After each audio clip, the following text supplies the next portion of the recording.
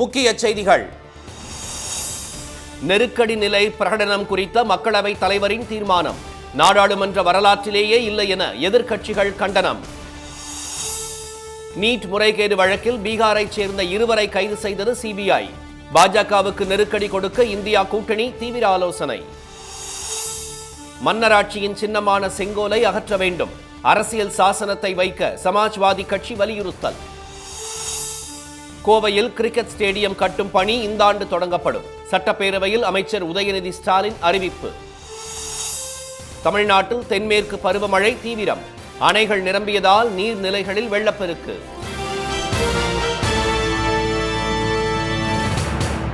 வணக்கம். வணக்கம். முன்னாள் பிரதமர் இந்திரா காந்தியால் அமல்படுத்தப்பட்ட நெருக்கடி நிலை குறித்து மக்களவைத் தலைவர் திரு ஓம் பிர்லா பேசியது தொடர்பாக எதிர்க்கட்சிகள் கடும் அதிருப்தி தெரிவித்துள்ளன. இந்திரா காந்தி பிரதமராக இருந்தபோது கொண்டுவரப்பட்ட அவசர நிலை பிரகடனத்தை கண்டித்து மக்களவைத் தலைவர் திரு ஓம் பிர்லா தீர்மானம் ஒன்றை வாசித்த விவகாரம் சர்ச்சையை ஏற்படுத்தியுள்ளது. தீர்மானம் கொண்டு வந்ததற்கு பிரதமர் திரு மோடி மற்றும் பாஜகவினர் ஆதரவு தெரிவித்த நிலையில் காங்கிரஸ் கட்சியினர் கடும் எதிர்ப்பு தெரிவித்து வருகின்றனர். மக்களவைத் தலைவர் திரு ஓம் பிர்லாவை அவரது அலுவலகத்தில் எதிர்க்கட்சித் தலைவர் திரு ராகுல் காந்தி, சமாஜ்வாதி கட்சியின் எம்பிக்களான திரு தர்மேந்திர யாதவ், திருமதி டிம்பிள் யாதவ், திமுக எம்பி திருமதி கனிமொழி, சரத் பவாரின் தேசியவாத காங்கிரஸ் கட்சியின் செயல் தலைவர் திருமதி சுப்ரியா சுலே, ராஷ்டிரிய ஜனதா தள எம்பி திருமதி மிசா பாரதி உள்ளிட்டோர் சந்தித்தனர். அப்போது மக்களவையில் நெருக்கடி நிலை தொடர்பான தீர்மானத்தை வாசித்தது முழுக்க அரசியல் என்றும் அதனை தவிர்த்திருக்க வேண்டும் என்றும் திரு ஓம் பிர்லாவிடம் ராகுல் காந்தி தெரிவித்தார். எமர்ஜென்சி நேரத்தில் சிறை சென்றவர்கள் அவர்கள் மட்டுமல்ல என்றும் எத்தனை காலம்தான் கடந்த காலத்தையே திரும்பி பார்ப்பது என்றும் சமாஜ்வாதி கட்சி தலைவர் திரு அகிலேஷ் யாதவ் வினவியுள்ளார். தேவையற்ற பிரிவினைவாத அரசியலை பாஜக செய்து வருவதாகவும் இது நாட்டுக்கு நல்ல செய்தியை சொல்லவில்லை என்றும் காங்கிரஸ் எம்பி திரு சசி தரூர் தெரிவித்துள்ளார். பின் கண்ணாடியை பார்த்து கார் ஓட்டுவதை பாஜக நிறுத்த வேண்டும் என்று காங்கிரஸ் எம்பி திரு கார்த்தி சிதம்பரம் கூறியுள்ளார். எமர்ஜென்சி விவகாரம் தூசி தட்டப்படுவதை விட எதிர்க்கட்சியினரின் கழுத்தை மத்திய ஏஜென்சிகள் நெரிப்பதை பற்றியே விவாதிக்க வேண்டும் என்று அவர் வலியுறுத்தியுள்ளார். டெல்லியில் செய்தியாளர்களிடம் பேசிய மாநிலங்களவை திமுக குழு தலைவர் திருச்சி திரு சிவா, கடந்த 10 ஆண்டு கால பாஜக ஆட்சியில் அறிவிக்கப்படாத அவசர நிலை இருந்ததாக குற்றம் சாட்டினார். அது அறிவிக்கப்பட்ட அவசர நிலை, ஆனால் கடந்த 10 ஆண்டுகளில், குறிப்பாக கடைசி 5 ஆண்டுகளில் பாரதிய ஜனதா ஆட்சியில் அறிவிக்கப்படாத அவசர நிலை இருந்தது. அவர்கள் சட்டங்களை நிறைவேற்றிய முறையாக இருக்கலாம், உரிமைகளை பறிக்கின்ற வகையாக இருக்கலாம், அரசு துறையினுடைய பல்வேறு நிறுவனங்களை தங்களுக்கு பிடிக்காத மாநில அரசுகளின் மீது, கட்சிகளின் மீது ஏவியதாக இருக்கலாம். எல்லோரையும் பிடிக்கவில்லை என்றால் சிறைகளை அடைத்து விசாரணை இல்லாமல் இந்த UAPA போன்ற சட்டங்கள், அதே போல் நாடாளுமன்றத்தில் விவாதமே இல்லாமல் சட்டங்களை நிறைவேற்றியதெல்லாம் அவசர நிலை காலை விட மோசமாக இருந்தது. இதற்கிடையே மக்களவை தலைவருக்கு காங்கிரஸ் பொதுச் செயலாளர் திரு KC வேணுகோபால் எழுதியுள்ள கடிதத்தில் மக்களவை தலைவரிடமிருந்து அரசியல் சார்ந்த குறிப்புகள் இப்படி வருவது நாடாளுமன்ற வரலாற்றிலேயே இல்லை என சுட்டிக்காட்டியுள்ளார். நீட் தேர்வு முறைகேடு வழக்கு விசாரணை சிபிஐக்கு மாற்றப்பட்டுள்ள நிலையில் பீகார் மாநிலம் பாட்னாவில் முக்கிய நபர்கள் 2 பேரை அந்த அமைப்பு கைது செய்துள்ளது. தேசிய தேர்வு முகமை நடத்தும் நீட் தேர்வில் ஆள் மாறாட்டம், கருணை மதிப்பெண் மோசடி, வினாத்தாள் கசிவு, முறைகேடுகளில் அதிகாரிகள் மற்றும் நீட் பயிற்சி நிறுவனங்களில் பங்கு போன்றவை பெரும் அதிர்ச்சியை ஏற்படுத்தியுள்ளன. இந்த முறைகேடுகளை கண்டித்து நாடு முழுவதும் தொடர்ந்து போராட்டங்கள் நடைபெற்று வருகின்றன. அதன் ஒரு பகுதியாக டெல்லியில் தேசிய தேர்வு முகமை அலுவலகம் முன் காங்கிரஸ் கட்சியின் மாணவர் அமைப்பினர் போராட்டத்தில் ஈடுபட்டனர். அப்போது தேசிய தேர்வு முகமை அலுவலகத்திற்குள் திடீரென புகுந்தவர்கள் நுழைவாயிலை பூட்டினர். அங்குள்ள மைய மண்டபத்தில் அமர்ந்த மாணவர்கள் நீட் தேர்வுக்கு எதிராகவும் நீட் தேர்வை முறையாக நடத்த தவறிய தேசிய தேர்வு முகமையை கண்டித்தும் கண்டன முழக்கங்களை எழுப்பினர்.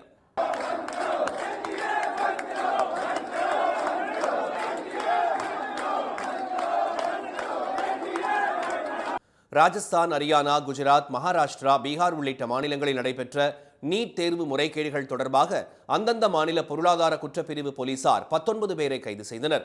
நீட் முறைகேடு வழக்கு சிபிஐக்கு மாற்றப்பட்டுள்ள நிலையில் பீகார் தலைநகர் பாட்னாவில் மணீஷ் பிரகாஷ் மற்றும் அசுதோஷ் ஆகிய 2 பேரை முதன்முதலாக சிபிஐ போலீசார் கைது செய்தனர்.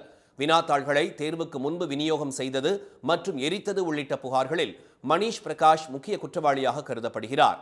இந்நிலையில் நீட் தேர்வே ஒரு மிகப்பெரிய மோசடி என்று திமுக எம்பி திரு தயாநிதி மாறன் குற்றம் சாட்டியுள்ளார். This is a cover up. NEET is the biggest fraud. In Tamil Nadu we've been saying for so many years we don't need NEET.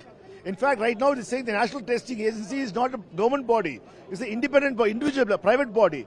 What is happening? Why are you punishing our students? What did the children do?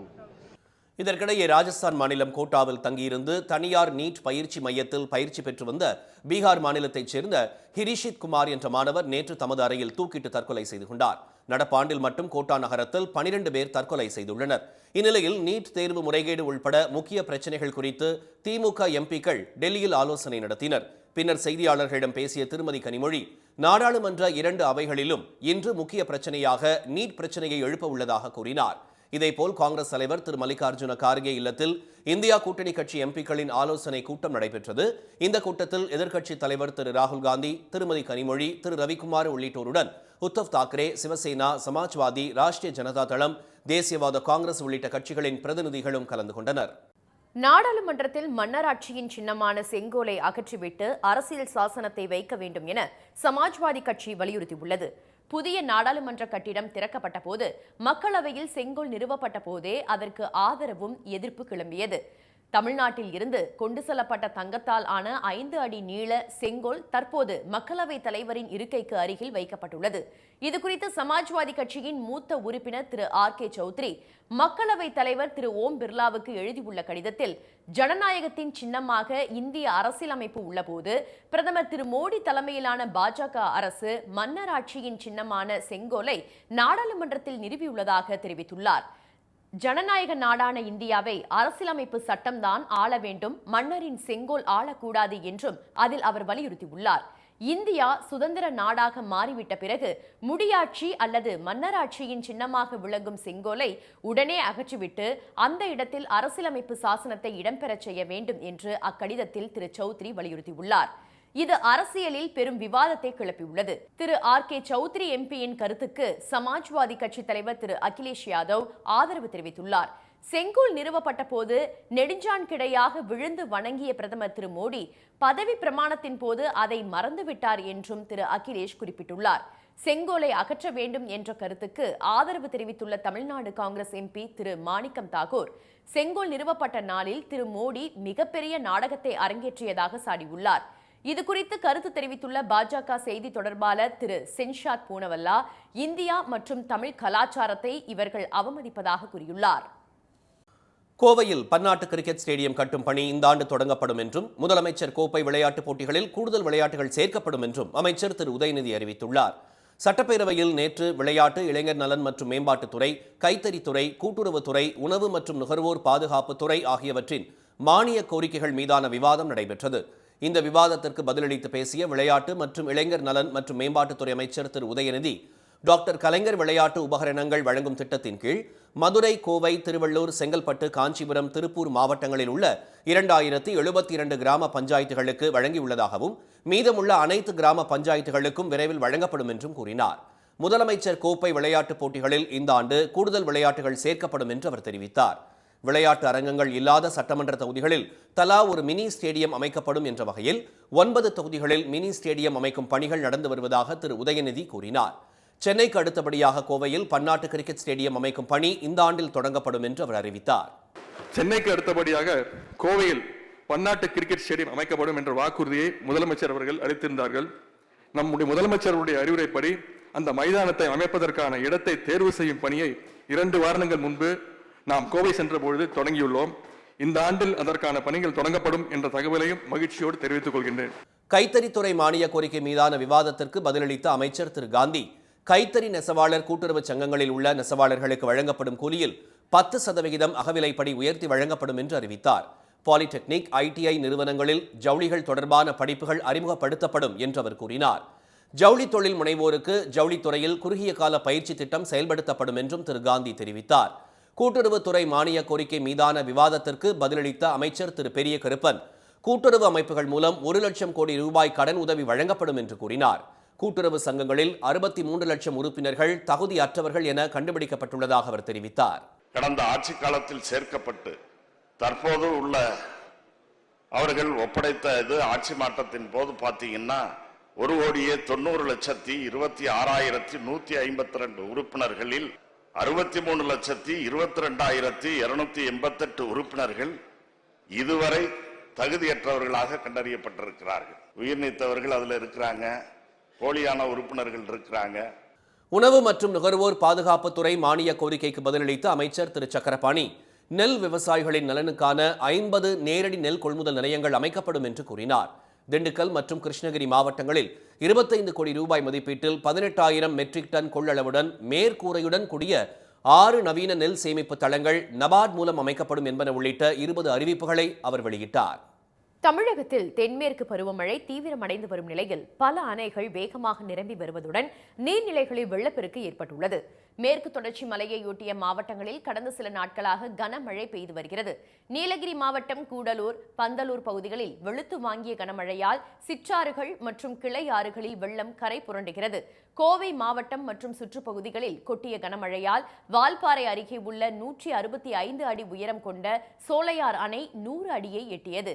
நேற்று ஒரு நாளில் 14 அடி உயர்ந்துள்ளது. தொடர் மழையால் மேட்டுப்பாளையம் அருகே உள்ள 100 அடி கொள்ளளவு கொண்ட பில்லூர் அணை 97 அடியை தொட்டதால் அணையின் பாதுகாப்பு கருதி பவானி ஆற்றில் வினாடிக்கு 10,000 கன அடி தண்ணீர் வெளியேற்றப்படுகிறது.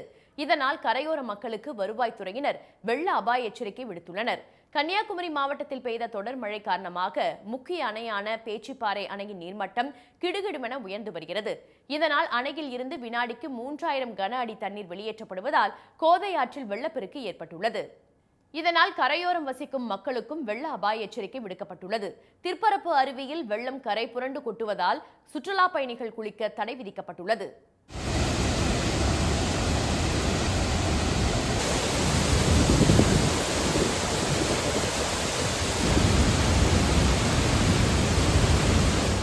கோதை ஆற்றின் நடுவே பாறையில் சிக்கிக்கொண்ட நாய் ஒன்றை பொதுமக்களின் உதவியுடன் கயிறு கட்டி தீயணைப்புத் துறையினர் மீட்டனர். நெல்லை மாவட்டத்தில் மேற்கு தொடர்ச்சி மலைப்பகுதிகளில் பெய்த மழை காரணமாக வள்ளியூரை அடுத்த திருக்குறுங்குடி அருகே உள்ள கொடுமுடி ஆறு அணை தனது முழு கொள்ளளவான 52 அடியை தொட்டதால் படலையார் கால்வாய் மற்றும் வள்ளியூரான் கால்வாய் மூலமாக தண்ணீர் வெளியேற்றப்படுகிறது. இதனால் அப்பகுதியில் உள்ள குளங்கள் நிறையும் நிலை உருவாகியுள்ளது. தேனி மாவட்டத்தில் தொடர்ந்து பெய்து வரும் மழையால் மேகமலை மற்றும் சுருளி அருவிகளில் தண்ணீர் ஆர்ப்பரித்து கொட்டுகிறது. 71 அடி கொள்ளளவு கொண்ட வைகை அணைக்கு வினாடிக்கு 895 கன அடி நீர் வருகிறது. அணையின் நீர்மட்டம் 55 அடியாக உள்ள நிலையில் கொட்டக்குடி, பம்பாறு, வராகநதி, மஞ்சளாறு, சுருளியாறு உள்ளிட்ட துணை ஆறுகளில் வெள்ளப்பெருக்கு ஏற்பட்டுள்ளது. நீட் தேர்வு குளறுபடி தொடர்பாக பதிலளிக்குமாறு தேசிய தேர்வு முகமைக்கு உச்சநீதிமன்றம் மீண்டும் நோட்டீஸ் அனுப்பியுள்ளது. இந்த ஆண்டு நடைபெற்ற நீட் தேர்வில் வினாத்தாள் கசிவு, கூடுதல் மதிப்பெண் உள்ளிட்ட பல்வேறு முறைகேடுகள் நடந்துள்ளதால் தேர்வை ரத்து செய்ய கோரியும் சிபிஐ மற்றும் அமலாக்கத்துறை விசாரணை கோரியும் மாணவர்கள், தன்னார்வலர்கள் உச்சநீதிமன்றத்தில் வழக்குகளை தொடர்ந்துள்ளனர். இந்நிலையில் OMR விடைத்தாளில் மதிப்பெண்கள் கணக்கிடுவதில் சீரற்ற முறை காணப்படுவதாகவும் மாணவர்கள் தங்களது OMR தாளை பெறுவதில் சிக்கல் நிலவுவதாகவும் புதிதாக பயிற்சி செயலி நிறுவனம் ஒன்றின் சார்பில் உச்சநீதிமன்றத்தில் புதிய மனு தாக்கல் செய்யப்பட்டது. OMR தாளில் குறைபாடுகள் இருப்பின் அதனை நிவர்த்தி செய்ய காலக்கெடு எதுவும் உள்ளதா என்று தேசிய தேர்வு முகமை தெரிவிக்கவும் மனுவில் கோரிக்கை விடுக்கப்பட்டது.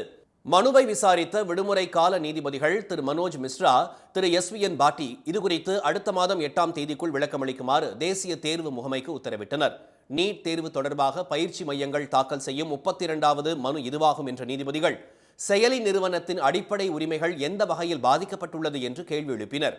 பயிற்சி அளிப்பதோடு உங்கள் வேலை முடிந்துவிட்டது என்றும் அனைத்து விவகாரங்களிலும் தலையிடக்கூடாது என்றும் தெரிவித்து விசாரணையை அடுத்த மாதம் 8ஆம் தேதிக்கு ஒத்திவைத்தனர். திருவள்ளூர் அருகே மின்சார ரயிலில் ஏற்பட்ட திடீர் பழுது காரணமாக அந்த மார்க்கமாக வந்த ரயில்கள் நடுவழியில் ஆங்காங்கே நிறுத்தப்பட்டன. திருவள்ளூரில் இருந்து நேற்று இரவு 9:15 மணி அளவில் சென்னை சென்ட்ரல் நோக்கி புறப்பட்ட புறநகர் ரயிலில் ஏற்பட்ட தொழில்நுட்ப கோளாறு காரணமாக நெமிலச்சேரி ரயில் நிலையத்தில் ரயில் நின்றது. இதனால் அரக்கோணம் முதல் சென்ட்ரல் வரை சென்ற புறநகர் ரயில்கள் ஆங்காங்கே நிறுத்தப்பட்டதால் ரயில் சேவை பாதிக்கப்பட்டது. வேலை முடிந்து ரயிலில் வீட்டிற்கு சென்றவர்கள் கடும் அவதிக்கு உள்ளாகினர். ரயிலில் ஏற்பட்ட தொழில்நுட்ப கோளாறு சரி செய்யும் பணியில் ரயில்வே ஊழியர்கள் ஈடுபட்டனர். ஆனால் ரயில் இன்ஜினில் ஏற்பட்ட கோளாறு கண்டுபிடிக்க தாமதம் ஏற்பட்டதால் மற்றொரு என்ஜின் கொண்டுவரப்பட்டு பட்டாபிராம் பகுதியில் உள்ள யார்டுக்கு ரயில் கொண்டு செல்லப்பட்டது. இதனால் 1.5 மணி நேரத்திற்கு பிறகு புறநகர் ரயில் சேவை சீரானது. விக்கிரவாண்டி சட்டப்பேரவை தொகுதி இடைத்தேர்தலில் களமிறங்கியுள்ள வேட்பாளர்கள் தீவிர வாக்கு சேகரிப்பில் ஈடுபட்டனர். அந்த தொகுதியின் MLA-வாக இருந்த புகழேந்தி காலமானதை அடுத்து வரும் 10ஆம் தேதி இடைத்தேர்தல் நடைபெறவுள்ளது. இதில் திமுக சார்பில் அன்னியூர் சிவாவும், பாமக சார்பில் திரு C. அன்புமணியும், நாம் தமிழர் கட்சி சார்பில் திருமதி அபிநயாவும் போட்டியிடுகின்றனர். தேர்தலுக்கு இன்னும் 2 வாரங்களே உள்ள நிலையில் திமுக வேட்பாளருக்கு ஆதரவாக குப்பம், வயலாமூர் உள்ளிட்ட இடங்களில் அமைச்சர் திரு பொன்முடி ஆதரவு திரட்டினார். நாம் தமிழர் கட்சி வேட்பாளர் திருமதி அபிநயாவை ஆதரித்து வீரப்பனின் மகள் திருமதி வித்யாராணி பிரச்சாரம் செய்தார். காணை பகுதியில் பிரச்சாரம் செய்த திருமதி அபிநயா மாற்றம் ஏற்பட தமக்கு வாக்களிக்குமாறு கேட்டுக்கொண்டார். விக்கிரவாண்டி மற்றும் சுற்றுப்பகுதிகளில் வீதி வீதியாக பாமக மற்றும் தேசிய ஜனநாயக கூட்டணி கட்சியினர் வாக்கு சேகரிப்பில் ஈடுபட்டனர். விலைவாசி உயர்வை கட்டுப்படுத்த நடவடிக்கை எடுக்கப்படும் என்று அவர்கள் உறுதியளித்தனர். நீலகிரி மாவட்டம் கூடலூர் அருகே ஊருக்குள் நுழைந்த யானைகளை கும்கிகள் விரட்டியடித்தன. முதுமலை வனப்பகுதியை ஒட்டியுள்ள தொரப்பள்ளி, குணில் வயல், மாக்குமுலா, ஏச்சவயல், புத்தூர் வயல் உள்ளிட்ட பகுதிகளில் அடிக்கடி நுழையும் யானைகள் விளைபயிர்களை நாசம் செய்து வருகின்றன. பகல் நேரங்களிலேயே அடிக்கடி ஊருக்குள் வரும் யானைகள் மக்களின் பாதுகாப்புக்கும் அச்சுறுத்தலாக இருப்பதால் நடவடிக்கை எடுக்குமாறு அப்பகுதி மக்கள் கோரிக்கை விடுத்தனர். இதையடுத்து காட்டு யானைகளை விரட்ட சங்கர், ஸ்ரீனிவாசன் என்ற 2 கும்கி யானைகளை களமிறக்கிய வனத்துறையினர் 5 குழுக்களாக பிரிந்து ரோந்து பணிகளிலும் ஈடுபட்டனர். இந்நிலையில் மாக்குமூலா பகுதியில் நேற்று நுழைந்த 4 யானைகளை கும்கிகள் வனப்பகுதியில் விரட்டின.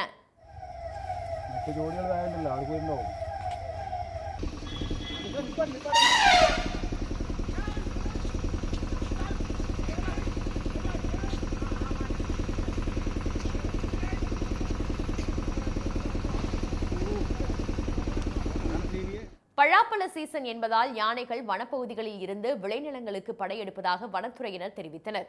காட்டு யானைகளின் போக்குகள் தொடர்ந்து கண்காணிக்கப்படுவதாக கூறிய அவர்கள் கும்கி யானைகள் தொடர்ந்து கண்காணிப்பு பணியில் ஈடுபடுத்தப்படும் என்றனர். மக்கள் அச்சமின்றி நடமாட வனத்துறையினர் நடவடிக்கை எடுக்க வேண்டும் என்று அப்பகுதி மக்கள் கோரிக்கை விடுத்தனர். கோயிலுக்கு சொந்தமான நிலங்கள் தொடர்பான வழக்கில் மாவட்ட ஆட்சியர்கள் மீது நடவடிக்கை கோருவது மிரட்டு முயற்சி என்று சென்னை உயர்நீதிமன்றம் கண்டனம் தெரிவித்துள்ளது. தமிழகம் முழுவதும் கோயில்களுக்கு சொந்தமான விவசாய நிலங்களை பாதுகாக்க அரசுக்கு உத்தரவிடக் கோரி சேலத்தைச் சேர்ந்த ராதாகிருஷ்ணன் என்பவர் சென்னை உயர்நீதிமன்றத்தில் தொடர்ந்த வழக்கு பொறுப்பு தலைமை நீதிபதி திரு ஆர் மகாதேவன் மற்றும் நீதிபதி திரு முகமது சபிக் அமர்வில் நேற்று விசாரணைக்கு வந்தது. அப்போது ஒரே மாதிரியாக அடுத்தடுத்து வழக்குகள் தாக்கல் செய்கிறீர்கள், இந்த வழக்கில் உண்மைத்தன்மை இல்லாவிட்டால் அதிக அபராதம் விதிக்கப்படும் என்று மனுதாரரை எச்சரித்த நீதிபதிகள் தமிழகத்தில் 44,000 கோயில்கள் உள்ளதால் 44,000 வழக்குகள் தாக்கல் செய்வீர்களா என கேள்வி எழுப்பினர். இதைத் தொடர்ந்து அறநிலையத்துறை வழக்கறிஞர் ஆஜராகி கோயில் நிலங்களை பாதுகாக்க அரசு தரப்பில் நடவடிக்கைகள் எடுக்கப்பட்டு வரும் நிலையில் மாவட்ட ஆட்சியர்கள் மீது துறை ரீதியான நடவடிக்கை எடுக்க வேண்டும் என்று மனுதாரர் தனது மனுவில் கோரியுள்ளது குறித்து எடுத்துரைக்கப்பட்டது. இதையடுத்து மாவட்ட ஆட்சியர்கள் மீது நடவடிக்கை எடுக்க வேண்டும் என்று கேட்பது ஒரு பிளாக்மெயில் முயற்சி என மனுதாரரை கண்டித்த நீதிபதிகள் ஒரு வரம்புக்கு உட்பட்டுதான் நீதிமன்றத்தை அணுக வேண்டும் என்றும், இல்லாவிட்டால் 1 லட்சம் ரூபாய் அபராதம் விதிக்க நேரிடும் எனவும் எச்சரித்தனர். இந்த மனு தொடர்பாக விரிவான அறிக்கையை தாக்கல் செய்ய இந்து சமய அறநிலையத்துறைக்கு உத்தரவிட்ட நீதிபதிகள் வழக்கின் விசாரணையை 2 வாரங்களுக்கு தள்ளி வைத்து உத்தரவிட்டனர். மீண்டும் முக்கிய செய்திகள். முன்னாள் பிரதமர் இந்திரா காந்தியால் அமல்படுத்தப்பட்ட நெருக்கடி நிலை குறித்து மக்களவைத் தலைவர் திரு ஓம் பிர்லா பேசியது தொடர்பாக எதிர்க்கட்சிகள் கடும் அதிருப்தி தெரிவித்துள்ளன. நீட் தேர்வு முறைகேடு வழக்கில் முக்கிய நபர்கள் 2 வரை சிபிஐ கைது செய்துள்ள நிலையில் நாடாளுமன்றத்தில் ஒத்திவைப்பு தீர்மானம் கொண்டுவர இந்தியா கூட்டணி முடிவு செய்துள்ளது. நாடாளுமன்றத்தில் மன்னர் ஆட்சியின் சின்னமான செங்கோலை அகற்றிவிட்டு அரசியல் சாசனத்தை வைக்க வேண்டும் என சமாஜ்வாதி கட்சி வலியுறுத்தியுள்ளது. இத்துடன் இந்த செய்திகள் நிறைவடைந்தன. மீண்டும் சன் டிவியில் செய்திகள் மாலை 6 மணிக்கு. செய்திகளை உடனுக்குடன் தெரிந்து கொள்ள சன் நியூஸ் தொலைக்காட்சியை பாருங்கள். வணக்கம். வணக்கம்.